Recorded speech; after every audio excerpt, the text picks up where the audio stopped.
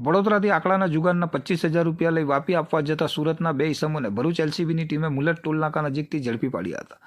Bharuch એલસીબીની team national highway ઉપર મુલત ચોકડી વિસ્તારમાં પેટ્રોલિંગમાં હતી. તે દરમિયાન વડોદરા જિલ્લાના ગરડી ગામમાં આંકડાનો જુગાર ચાલી રહ્યો છે. આ જુગારનો હિસાબ લઈ 2 શખ્સો કારમાં વાપી ખાતે આપવા જઈ રહ્યા હોવાની માહિતી મળી હતી.